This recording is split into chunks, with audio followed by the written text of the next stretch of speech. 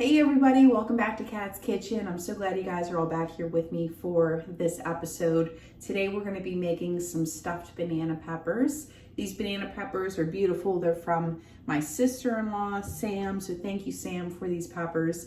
And I also have some Italian sausage that we're going to be using. That's from our local farm. So let's get right into it. I'm going to start dicing up our onion here. I have a white onion, and then in my pot here I have some olive oil. The heat is not too hot. Right now I just wanted it on about a medium. So that's why I'm using olive oil for a little bit more flavor, and also because I'm not heating this up too much. So we're just gonna saute up this onion, and then we're gonna add it to our meat mixture for the stuffing. I also have our oven preheating right now to 350, and I have a small 9x9 baking dish that we're going to use. I'm using, for the mixture, I have 1 pound of my ground sausage. You can use any kind of ground meat that you like. I have 1 egg. I'm probably just going to use about half of this onion. This onion's pretty large. I may even use just a quarter of this whole onion altogether, so be about half of this one. So we're gonna see what this gives us.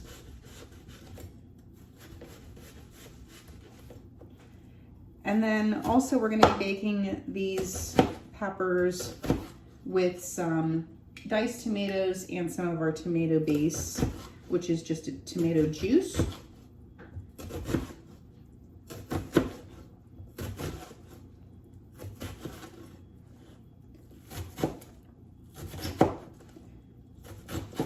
Wanted to get these onions going first because obviously they're what's going to take the longest for us to start cooking.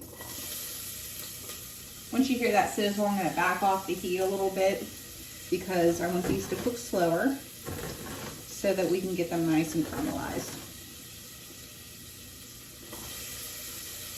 This recipe is really easy. I'm doing this on a weeknight. So if you guys try this, let me know in the comments below. And I'm going to be serving this with some mashed potatoes. You can serve this with some rice if you'd like. That'd be great too. We're going to add a little salt and pepper into our onions here so that they can sweat down a little bit more.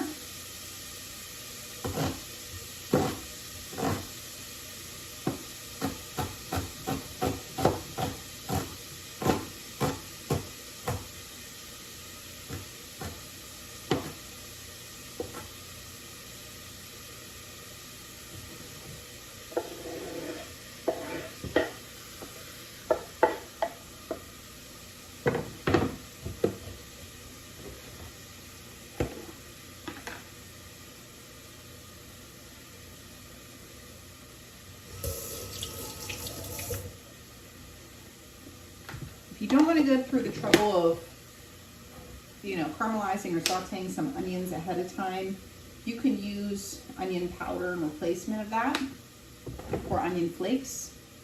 I'm just trying to build a little bit extra flavor here because this dish doesn't really take that much. Okay, so we're just going to let these cook now. And I got them on about a medium. Next, we're going to be working with our banana peppers. I'm going to wear gloves because I don't want the capsaicin, I believe it is, to get on my fingers. And then even if you wash afterwards, it can still linger for a while, so you don't want to end up hurting yourself. Okay, so next I have my banana peppers here. You can prepare these many different ways. I'm going to slice the top off. And if you really want to make it easy on yourself, you can make a slit down, open up the insides, devein and de-seed everything, and then just pack it back up that way. I think I'm going to do that just because these are a little bit on the smaller side. So I'm just going to make a shallow slice down the middle. And I'm only slicing the top end, I'm not slicing the bottom end. So you can open it up there. And then now we're just going to de-seed everything and devein it. If you want it to be extremely spicy, or as spicy as it's supposed to be, you can leave all the seeds and the veins intact. However, I want these peppers a little bit on the milder side, so I'm just going to take them out.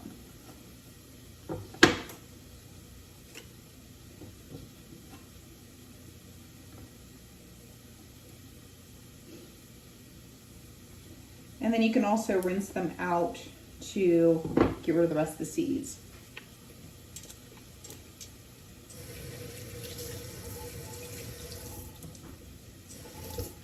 Then I'm just going to put them in my baking dish here, and then they're going to just sit there and rest while we work on the rest of these peppers, and then after we mix up our filling.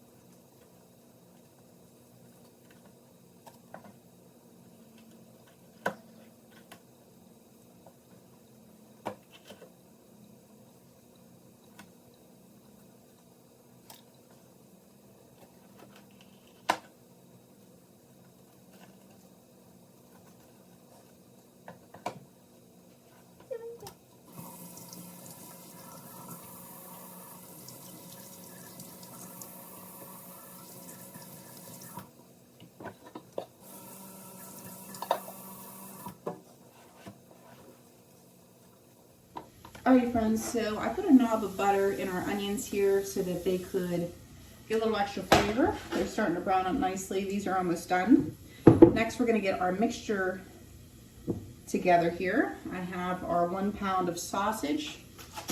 In here I have Pecorino Romano cheese. I know it says Parmesan cheese, but I just reused this container because it was easy to store. I'm going to add some of that. For a binder, you can use breadcrumbs. If you're gluten-free, you can try using some almond flour. That's usually what I do if I need to bind it a little extra. I'm not going to season this incredibly just because our meat is already seasoned for the most part. I'm just kind of touching things up. I'm adding some salt and pepper now. Then I'm going to add a little bit of onion and garlic powder, and then some Italian and basil, and then our 1 egg. And then I'll see, like I said, if I need to add any almond flour as a binder. If you want to add minced garlic to this too, you can.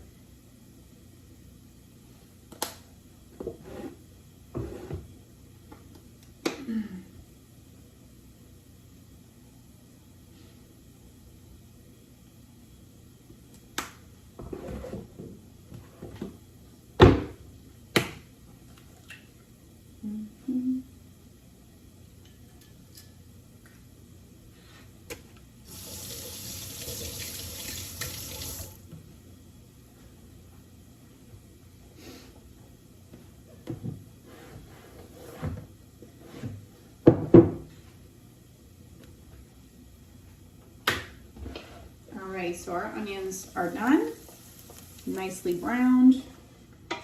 We're going to put them in here.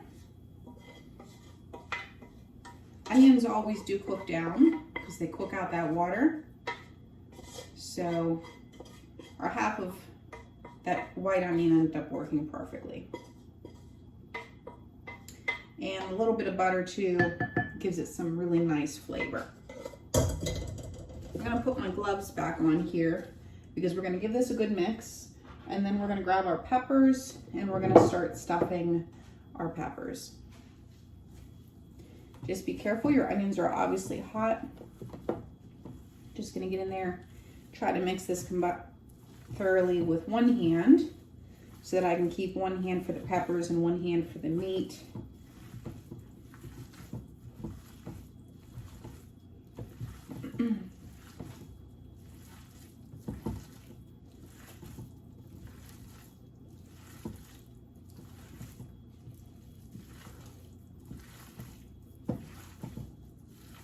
I'm just pinching the meat, and this is helping it all to combine together.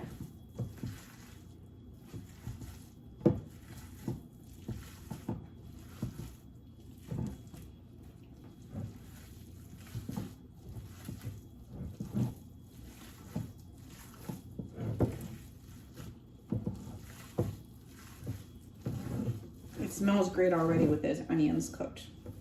That's definitely going to bring it to the next level. Looks like I don't need any binder for this, so I'm happy about that.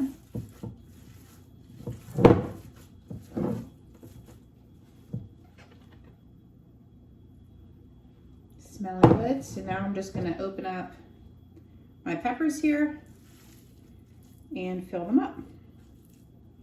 And I'm just going to distribute my mixture across all these little peppers that I have.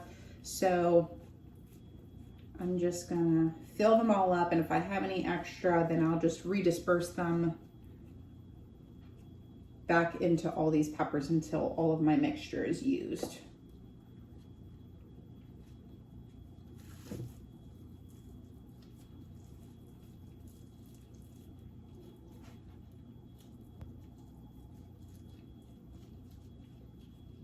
This is actually a fairly expensive dish if you were to get this out. Usually it's an appetizer at an Italian restaurant. But you see how easy it is to make it here at home. Want to make sure you push down that meat in all the crevices of your pepper so that you're getting maximum coverage and you don't have any negative space where there's no meat inside your pepper.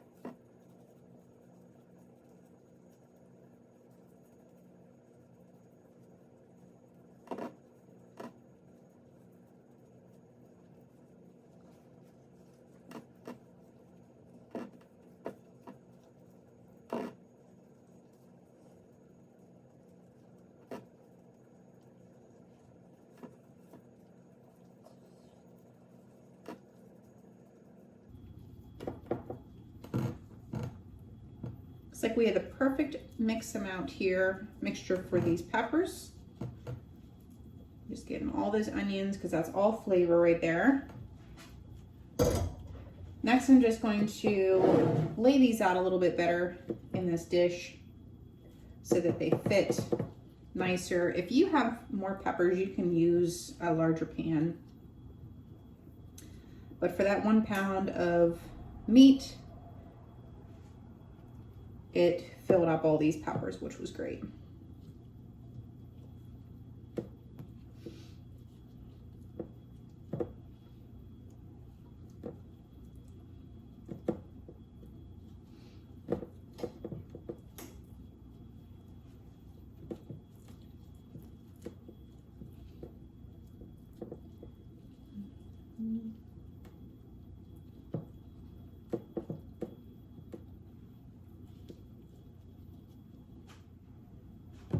Here we go.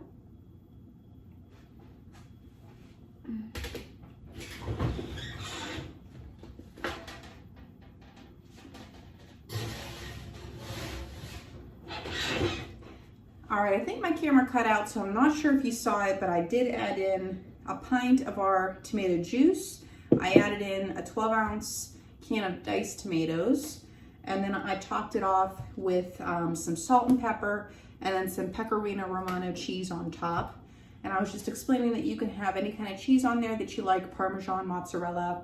If the cheese starts to get a little too dark before it's done, you can just put a loosely fitted, a tint of foil as they call it, loosely fitted piece of foil over top, and that'll stop the cheese from burning before the inside is done. So now we're on 350. I'm gonna let this bake for at least 45 minutes to an hour. While our peppers are baking, I'm gonna get our mashed potatoes on. So I just have to wash my pot, get it filled with water, and then prep our potatoes. Alrighty, so here's the final product. It came out at about 45 minutes. It depends on how thick you do your meat layer. And I have my mashed potatoes there in the back. So I'm just trying to get you a nice side view so you can see. If you're not sure if the meat is done, you could always take one of the peppers and cut them in half and just make sure that they are cooked all the way through. And now we're just going to plate up here with some mashed potatoes at the bottom and our pepper and tomato juice on the top. This is a nice comforting dish.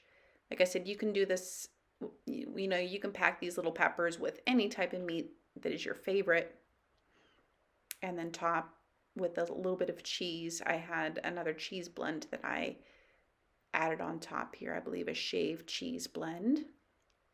The mixture of the mashed potatoes and tomato juice is really, really lovely. If you've never tried it before, I would try it.